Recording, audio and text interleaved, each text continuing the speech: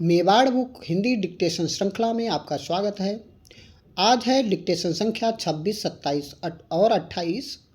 Speed रहेगी 100 शब्द प्रति मिनट। ठीक है, तो चलिए फिर डिक्टेशन शुरू करते हैं। डिक्टेशन शुरू होगा 5 सेकंड बाद।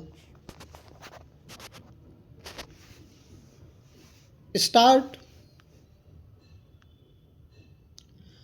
अध्यक्ष महोदय, मेरा अत्यंत महत्वपूर्ण प्रश्न यह है कि हमारे क्षेत्र में अनुसूचित जाति एवं अनुसूचित जनजाति के लोग निवास करते हैं।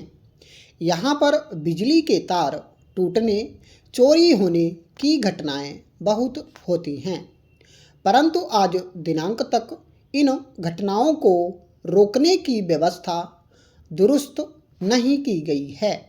इस संबंध में जनप्रतिनिधियों द्वारा सुचारू विद्युत व्यवस्था दुरुस्त करने के लिए अवगत कराया था, किंतु विभाग द्वारा ध्यान नहीं दिया जा रहा है और न ही समुचित कार्यवाही की जा रही है। इस अव्यवस्था के कारण अनुसूचित जाति, अनुसूचित जनजाति के लोग अंधेरे में रहने के लिए विवश और मजबूर हो रहे हैं।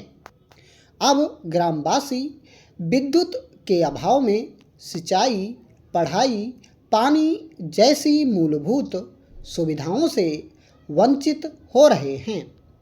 बिजली के अभाव में उनका विकास पूर्ण रूप से बाधित हो रहा है, जबकि वास्तविक रूप से अनुसूचित जाति, अनुसूचित जनजाति का विकास करना केंद्र और राज्य सरकार की प्राथमिकता होना चाहिए।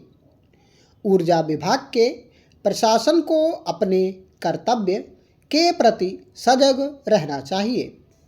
इस गैर जिम्मेदार रवैया की वजह से सारा गांव अंधकार ही अंधकार में रह रहा है, जिसके कारण निवासियों में असंतोष है। अध्यक्ष महोदय, मेरा विधानसभा एक आदिवासी बाहुल्य क्षेत्र है। मुझे ज्ञात हुआ है कि भारत सरकार द्वारा प्रायोजित एक परियोजना के तहत यहाँ पर विद्युतीकरण संबंधी कार्य कराया गया था। उस समय घरेलू प्रयोजन के लिए किसी भी ग्रामवासी ने संयोजन नहीं कराया और अब कह रहे हैं कि गांव में बिजली नहीं है। इस संबंध में विभाग द्वारा तर्क दिया जा रहा है कि विगत वर्ष तार चोरी हो गए थे, इसलिए गांव विद्युत विहीन हो गया है। मांग के आधार पर गांव वासियों की परेशानी को देखते हुए मध्य प्रदेश विद्युत वितरण कंपनी द्वारा कैंप लगाया जाएगा, जिसमें एक बत्ती कनेक्शन आवेदन के आधार पर दिया जाएगा। अतः इस ग्राम में पुनः विद्युतीकरण करने हेतु प्राक्कलन स्वीकृत किया गया है। निश्चित समय सीमा में विद्युत प्रदाय करने के संबंध में आदेश जारी किए गए हैं।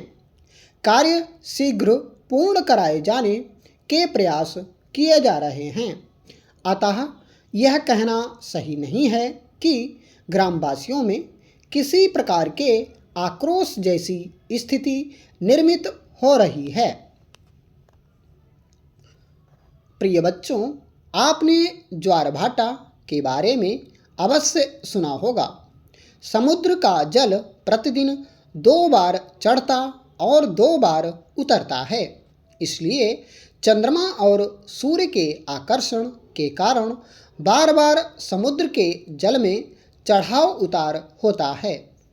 चंद्रमा आकर्षण में दूरत्व वर्ग के हिसाब से कमी होती है। पृथ्वी जल के उस भाग के अणु जो चंद्रमा से निकट होगा, उस भाग के अणुओं की अपेक्षा जो दूर होगा अधिक आकर्षित होंगे। चंद्रमा की अपेक्षा पृथ्वी से सूर्य की दूरी बहुत है, पर उसका पिंड चंद्रमा से बहुत ही बड़ा है। अतः सूर्य की ज्वार उत्पन्न करने वाली शक्ति चंद्रमा से बहुत कम नहीं है, 5/9 के लगभग ही है। सूर्य की यह शक्ति चंद्रमा कभी कभी चंद्रमा की शक्ति के प्रतिकूल होती है, पर अमावस्या और पूर्णिमा के दिन दोनों की शक्तियाँ परस्पर अनुकूल कार्य करती हैं, अर्थात जिस अंश में एक ज्वार उत्पन्न करेगी उसी अंश में दूसरी भी ज्वार उत्पन्न करेगी। इसी प्रकार जिस अंश में एक भाटा उत्पन्न करेगी दूसरी भी उसी में भाटा उत्पन्न करेगी।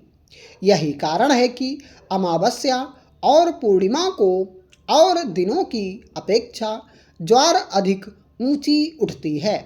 सप्तमी और अष्टमी के दिन चंद्रमा और सूर्य की आकर्षण शक्तियाँ प्रतिकूल रूप से कार्य करती हैं, अतः इन दोनों तिथियों को ज्वार सबसे कम उठती है। ज्वालामुखी प्रायः वेग से बाहर निकलने वाले पदार्थ भूगर्भ में स्थित प्रचंड अग्नि के द्वारा जलते या पिघलते हैं और संचित भाप के वेग से ऊपर निकलते हैं। ज्वालामुखी पर्वतों से राख, ठोस और पिघली हुई चट्टानें, कीचड़, पानी, धुआं आदि पदार्थ निकलते हैं। पर्वत के मुंह के चारों ओर इन वस्तुओं के जमने के कारण ऊंचा किनारा सा बन जाता है। कहीं कहीं पर प्रधान मुख के अतिरिक्त बहुत से छोटे छोटे मुख भी इधर उधर दूर दूर तक फैले हुए होते हैं। ज्वालामुखी पर्वत प्रायः समुद्रों के निकट होते हैं। प्रशांत महासागर में जापान से लेकर पूर्वीय द्वीप समूह तक अनेक छोटे बड़े ज्वालामुखी पर्वत हैं। इन ज्वालामुखी के संबंध में कहा जाता है कि अकेले जावा जैसे छोटे द्वीप में 49 टीले हो सकते हैं। सन 1883 यानी कि 18 साल पहले ककटोआ टापू में ज्वालामुखी का जैसा भयंकर स्फोट हुआ था वैसा विस्फोट कभी नहीं देखा गया था। टापू के आसपास प्रायः 40,000 आदमी समुद्र की घोर हलचल से डूबकर मर गए थे। स्टॉप।